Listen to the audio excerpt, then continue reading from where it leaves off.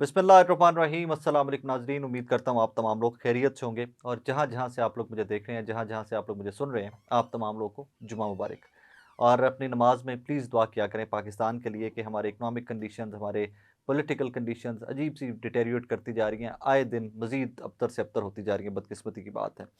आज जब से कुछ देर पहले मेरे पास एक प्रेस कॉन्फ्रेंस के कुछ क्लिप्स आए, कल की खबर चल रही थी लेकिन आज उस प्रेस कॉन्फ्रेंस के कुछ क्लिप्स आए तो बड़ा अफ़सोस हुआ, यकीन मानिए बहुत अफ़सोस हुआ। वो प्रेस कॉन्फ्रेंस थी इमरान खान साहब की हमशीरा रानी साहिबा और मियाँ शहज़ाद फ़ारूक साहब, इबाद फ़ारूक साहब के भाई। ये वही मियाँ शहज़ाद फ़ारूक साहब हैं जो NA 119 से ज़िमनी इलेक्शन लड़ रहे हैं और उनका दावा है कि वो माज़ी में भी 8 फरवरी के इलेक्शन में भी मरीम नवाज़ साहिबा को शिकस्त दे चुके हुए हैं फॉर्म 45 के ऊपर, लेकिन 47 एंड 48 में जाकर रिज़ल्ट्स बदल गया।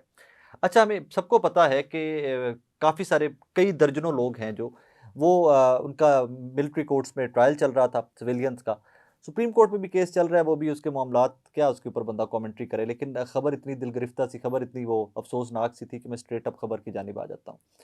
हर जुमेरात को नाज़रीन इन फैमिलीज़ की मुलाकात करवाई जाती है जो लोग मिलिट्री की कस्टडी में थे मिलिट्री कोर्ट्स के लिए। उसमें हसान न्याज़ी साहब भी हैं, उसमें हैदर मजीद साहब भी हैं, उसमें जान मोहम्मद साहब भी हैं, उसमें ब्रिगेडियर साहब भी हैं, उसमें इबाद फ़ारूक साहब भी हैं, 100 से ज़्यादा लोग थे ये। 20 को रिलीज़ भी कर दिया गया रिसेंटली, हमने देखा ईद से पहले, लेकिन वो सज़ाएँ कंप्लीट हो गई थी, सज़ाएँ काट कर कुछ चंद-चंद दिनों की सज़ाएँ आर्मी चीफ़ की तरफ से माफ़ कर दी गई और वो रिहा हो गए। अब हर जुमेरात को जो प्रोटोकॉल मुझे पता चला है, जो तरीकाकार मुझे पता चला है, हर जुमेरात को कॉल आती थी फैमिलीज़ को कि जी फलाँ बंदा फैमिली का एक आके मुलाकात के 2 बंदे आके मुलाकात कर लें अपने कैदी के साथ। पिछली जुमेरात को फैमिलीज़ की मुलाकात हुई है हसन न्याई साहब से और इबाद फ़ारूक साहब का मुझे कैटेगोरिकली मैं जिसकी इन्फॉर्मेशन मैंने इकट्ठी की है क्योंकि उनके भाई का इल्ज़ाम है, तो उसी के लिए ज़्यादा मैंने इन्फॉर्मेशन इकट्ठी की है। इबाद फ़ारूक साहब की पिछली जुमेरात को, आज जुमा है तो मतलब 8 दिन पहले लास्ट मुलाकात हुई है अपनी फैमिली के साथ। उसके बाद कल ये लोग गए हैं मुलाकात के, इनको कॉल नहीं आई। पहले कॉल आती है, ये एक प्रोटोकॉल है, ये एक तरीकाकार है कि आपको कॉल आती है कि जी कल इतने बजे आके आप अपने कैदी से मुलाकात कर लें, अपने प्रिज़नर से मुलाकात कर लें।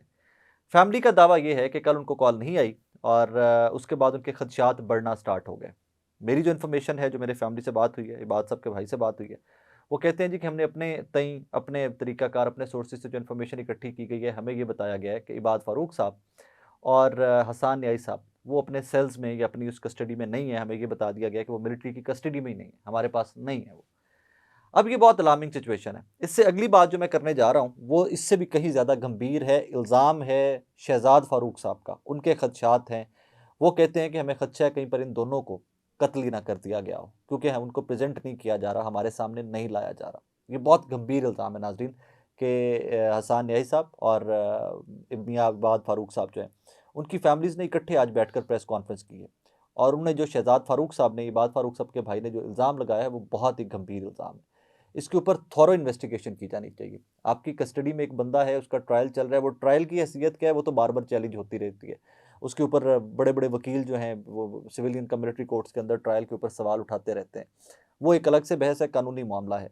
इखलाकी बहस यहाँ पर ये होनी चाहिए कि एक कैदी है, उसको वो भूख हड़ताल पे मुझे बताया गया कि इबाद फ़ारूक साहब भूख हड़ताल के ऊपर थे कि वहाँ पर खाना अच्छा नहीं मिलता था और इस वजह से वो पिछले चंद दिनों से भूख हड़ताल पे थे। तो फैमिली का एक खदशा ये भी है कि भूख हड़ताल की सज़ा मज़ीद देने के लिए कि ये भूख हड़ताल या हमारे रूल्स एंड रेगुलेशंस को नहीं मान के बैठा तो इसकी फैमिली से मुलाकात ना कराई जाए। ये माज़ी में भी हुआ है कि जब किसी प्रिज़नर को वो कैद के अंदर जो कि हैं लोग, उनमें से किसी को सज़ा देनी होती थी, तो फैमिली के साथ मुलाकात नहीं करवाई जाती थी और ये इमरान खान साहब की हमशीरा ने अभी कुछ देर पहले प्रेस कॉन्फ्रेंस में बताया। एट द सेम टाइम मैं कुछ और चीज़ें आपके गोशगुज़ार कर दूँ, क्योंकि कल की ये स्टोरी फ्लोट हुई थी, खदीजा सिद्दीकी साहिबा और कुछ वकला जो हैं, उन्होंने इस स्टोरी के ऊपर ट्वीट्स करना और कल से बात करना स्टार्ट की थी। मिलिट्री कोर्ट्स के ऊपर बहुत ज़्यादा लोग बात नहीं करते आए माज़ी में। खैर, क्योंकि वो कानूनी मामला इस किस्म का था और फिर डर खौफ भी होता है लोगों को, I would be very honest, तो इसके ऊपर बहुत ज़्यादा लोगों ने बात नहीं की हुई थी। इसमें जहाँ पर ये बहुत बड़ी डेवलपमेंट है कि 2 लोग जो हैं वो फैमिलीज़ को पता ही नहीं है कि वो कहाँ पे हैं। एट द सेम टाइम 2 इनको प्रेज़ेंट किया जाना चाहिए, as soon as possible they should be presented. At the same time इसमें कहानी कुछ और भी है। बहुत सारे सिविलियन ऐसे भी हैं कि जिनको वकील पाकिस्तान तहरीक-ए-इंसाफ या ILF की जानिब से प्रोवाइड नहीं किए गए थे। तो स्टेट ने खुद से वकील प्रोवाइड किए उनकी इस सारी प्रोसीडिंग के लिए। अब स्टेट की जानिब से प्रोवाइड किए गए काउंसल्स जो हैं, वकला जो हैं, वो किस हद तक स्टेट की मदद करेंगे और किस हद तक वो सिविलियन जिनका ट्रायल चल रहा है मिलिट्री कोर्ट में या चल रहा था, उनकी मदद करेंगे, ये मैं आपकी समातों पे, ये मैं आपकी दानिश पे छोड़ देता हूँ, दानिश पे छोड़ देता हूँ कि आप इसको ज़रा सोचिएगा। इनमें से एक जान मोहम्मद साहब हैं। इनकी मुझे ज़्यादा, क्योंकि इनके बारे में ज़्यादा लोग बात कर रहे हैं, तो फिर मैंने स्पेशली इनके बारे में पूछा कि क्या इनको काउंसिल मिला आईएलएफ की जानिब से या पाकिस्तान तहरीक-ए-इंसाफ की जानिब से? तो कहा गया कि जिनको कोई काउंसिल नहीं मिला। ये एक स्टोरी नहीं है जान मोहम्मद की। इस तरह की काफ़ी सारी स्टोरीज़ मुझे और भी बताई गई हैं कि काफ़ी सारे इस तरह के और लोग भी हैं कि जिनको काउंसिल्स भी नहीं मिले, जिनको कोई मुआवनत नहीं मिली कानूनी, और इनको माली या मुआशी मुआवनत भी बहुत सारे लोगों को, जिनको शदीद और अशद ज़रूरत है, इनको पाकिस्तान तहरीक-ए-इंसाफ की जानिब से कोई मुआशी मुआवनत नहीं मिली। 1-2 चीज़ें मैं और आपके गोशगुज़ार कर दूँ, मुझे कहा गया है कहीं से कि कुछ चीज़ें आप कैटेगोरिकली अनाउंस कीजिएगा। एक, हसन नियाज़ी को आपकी फाइनेंशियल इमदाद की कोई ज़रूरत नहीं है। मियाँ इबाद फ़ारूक को आपकी फाइनेंशियल इमदाद की कोई ज़रूरत नहीं है, they are well to do. बहुत सारे लोग इस तरह के हैं जिनको फाइनेंशियल आपकी हेल्प की कोई ज़रूरत नहीं है। किसी वकील को 1 रुपया डोनेट मत किया करें। खुदा का वास्ता आप लोगों को वो स्टोरीज़ अभी आपके सामने नहीं आ रही कि इन कैदियों के नामों के ऊपर वकला ने क्या किया है। बहुत सारे वकला हैं जिन्होंने इन कैदियों के नामों के ऊपर लाखों करोड़ों रुपए कमा लिए हैं कि जस्ट बिकॉज़ कि जी मैं फ़लाँ की मदद कर रहा हूँ, मैं फ़लाँ की मदद कर रहा हूँ, और आज मैं आपको बता रहा हूँ खुल के, मेरे पास रिकॉर्डिंग्स पड़ी हुई हैं इन लोगों की, विक्टिम्स की, कि जिनसे कैसे-कैसे पैसे बटोरे गए हैं और कहा गया जी हम फ्री ऑफ कॉस्ट काम कर रहे हैं। वो ल पब्लिक क्यों नहीं हो रही?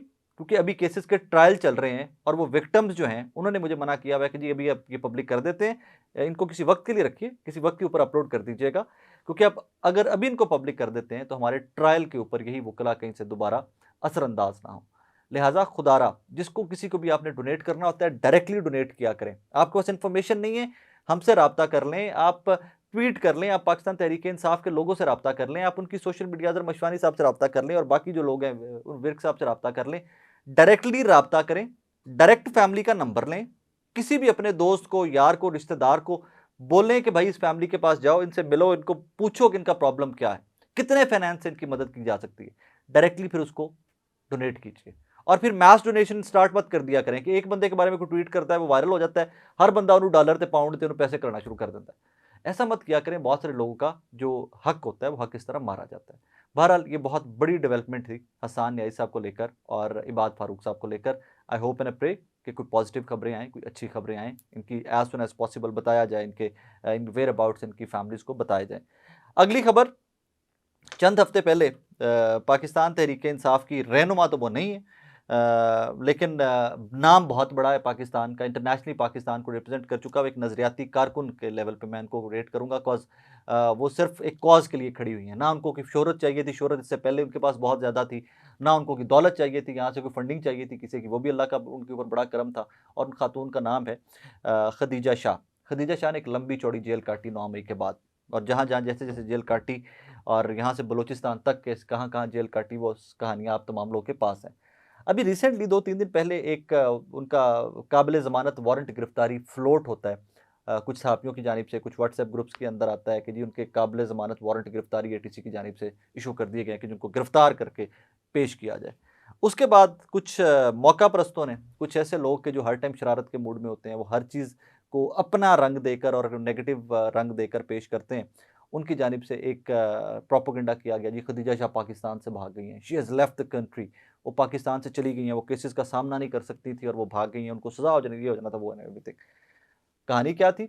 एक ट्वीट मैंने तब भी किया था, आज चलें खदीजा शाह साहिबा की अपनी स्टेटमेंट आ गई है तो मैं कहानी मज़ीद खुलकर आपके सामने बयान कर देता हूँ। वो समन जो था, वो जो डेट थी जिसके ऊपर पेश होना था, खदीजा शाह साहिबा को नहीं मिला, उनके घर पे नहीं भिजवाया गया। वो पब्लिक हो गया, या पहुँचा भी तो उन तक नहीं पहुँचा, घर के स्टाफ तक नहीं पहुँचा, या पता नहीं हमारे सरकारी मुलाज़मीन भी जो समन लेके जाते हैं, वो भाई साहब कहीं और ही देगा कि आगे होंगे। उन तक नहीं पहुँचा, लोगों ने ट्वीटें करना स्टार्ट कर दी, वो अगली पेशी के ऊपर जो भी डेट दी गई थी, उसमें एटीसी में जाकर पेश हुई। उसके बाद आज उनकी स्टेटमेंट आई है। वो स्टेटमेंट उन्होंने उनके इंस्टाग्राम के ऊपर लगी हुई है। I have appeared in the court for both cases and marked my attendance, कि मैंने अपनी हाजिरी के लिए दोनों केसों में पेश हुई हूँ। All rumours of me not being in the country are untrue, जो सारी अफवाहें फैलाई जा रही हैं कि मैं मुल्क के अंदर मौजूद नहीं हूँ, वो झूठ है, वो सच नहीं है। अब not stepped out of Pakistan in over a year, मैं 1 साल से जायद का अरसा हो गया मैं पाकिस्तान से बाहर नहीं गई, और सिंस 9th में, या 9th मई के बाद से मैं अभी तक पाकिस्तान से बाहर नहीं गई। I am here and I am facing all my cases and will continue to, मैं यहाँ पाकिस्तान के अंदर मौजूद हूँ और मैं सारे केसेस जो हैं उनका सामना करूँगी। I have nothing to fear or run from, कुछ भी ऐसा नहीं है कि जिससे डरूँ या मैं जिससे भागूँ। I did not receive any court summons, once I was informed of these unnecessary warrants I immediately presented myself before the courts. Khadija Shah, कि मेरे तक ये समन पहुँचे नहीं थे। जैसे ही मुझ तक पहुँचे हैं, मुझे इत्तला मिली है कि कोई समन निकले हुए हैं, मैं वैसे कोर्ट के सामने जाके सरेंडर किया है, हाज़िरी लगाई है अपनी और मैं पाकिस्तान के अंदर मौजूद हूँ।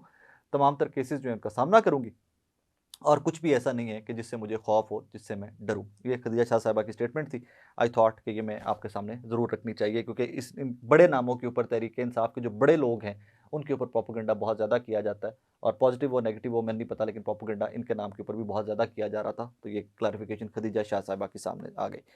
अगली कहानी, आखिरी कहानी अफ़सोसनाक भी है, मज़ह का ख़ेज़ भी है और I don't know what to say, to be very true. Parliament house के अंदर आपको पता है हमारे इलेक्टेड लोग पहुंचते हैं, कभी-कभी अनइलेक्टेड भी पहुंच जाते हैं, जो हारे होते हैं, जिनको इलेक्ट आप नहीं करते, वो भी पहुंच जाते हैं, धक्के नाल भी लोग पहुंच जाते हैं। पाकिस्तान दी डेमोक्रेसी, पाकिस्तान दी जमहूरियत, पाकिस्तान का जमहूरी निज़ाम इंजदा है। वहाँ पे कहानी क्या होती है, आज जुमा था, तो ऑब्वियसली हम चले पाकिस्तानी बहुत पक्के मुसलमान ना सी 5 टाइम नमाज़ ना पढ़िए, लेकिन जुमे की नमाज़ बेशतर लोग पढ़ते हैं, जहाँ-जहाँ भी होते हैं, दफ्तरों में ब्रेक होती है, लोग छोड़-छाड़ के भी काम जुमे की नमाज़ पढ़ते हैं, सबको पढ़नी चाहिए। आज पार्लियामान की जो मस्जिद है, पार्लियामेंट हाउस की जो मस्जिद है, वहाँ पर वहाँ का स्टाफ, सहाफ़ी, जो रिपोर्टर जो काम करते हैं, जिनकी बीट होती है पार्लियामेंट हाउस, तो वो लोग वहाँ पर जुमे की नमाज़ पढ़ने गए हुए थे। सैकड़ों की तादाद में लोग जुमे के दिन मसाजिद में नमाज़ें पढ़ते हैं। तो वहाँ से आज खबर आती है जनाब कि वहाँ पर कुछ सहाफ़ियों की और पार्लियामेंट हाउस का जो अमला है, स्टाफ, सिक्योरिटी स्टाफ, बाकी मैनेजरियल स्टाफ जो वहाँ, वो भी सैकड़ों की तादाद में, बहुत लंबा-चौड़ा स्टाफ होता है पार्लियामेंट हाउस का, उनके जूते चुरा लिए गए। इमेजिन कीजिए कि पाकिस्तान का पार्लियामान है, जहाँ पर आपके पूरे पाकिस्तान के इलेक्टेड लोग बैठते हैं, लेजिस्लेशन करते हैं, कानून साज़ी करते हैं, जहाँ पर बैठकर आपके और मेरे लिए कवानीन बनते हैं और पास होते हैं, वो खुद से सिक्योर नहीं है। मतलब उत्ते भी चोर बढ़ गए ना यार। अब ये तो थी लाइटर नोट के ऊपर के ये इसका कहानी। अब इमेजिन कीजिए कि जो बंदा जूता चोरी करके वहाँ से निकल गया है और भाग गया है और आप लोग नहीं ढूँढ सके किसने जूतियाँ चोरी की थी यानी। एट द सेम टाइम वो इस पार्लियामान के अंदर, इसी मस्जिद के अंदर, इसी बिल्डिंग के अंदर कोई और मटीरियल भी तो रख के जा सकता था। अल्लाह कभी ना करे, खुदा ना खास्ता, वो कोई और मटीरियल भी रख के जा सकता था। अब अगर पार्लियामान के सीसीटीवी कैमराज़ और उसकी सिक्योरिटी इतनी कमज़ोर है, तो बाकी आपका और मेरा अल्लाह हाफ़िज़ है। ये वो लोग हैं कि जिन्होंने इस मुल्क को चलाना होता है। ये वो लोग हैं कि जिन्होंने इस मुल्क की बागडोर सँभाली होती है। ये लोग इतने इनसिक्योर और अनसेफ हैं, तो आप और मैं कितने अनसेफ हैं, मैं इसके ऊपर ज़्यादा बात नहीं करना चाहता। अपना बहुत सारा ख्याल रखिएगा, दुआ में याद रखिएगा। अल्लाह हाफ़िज़।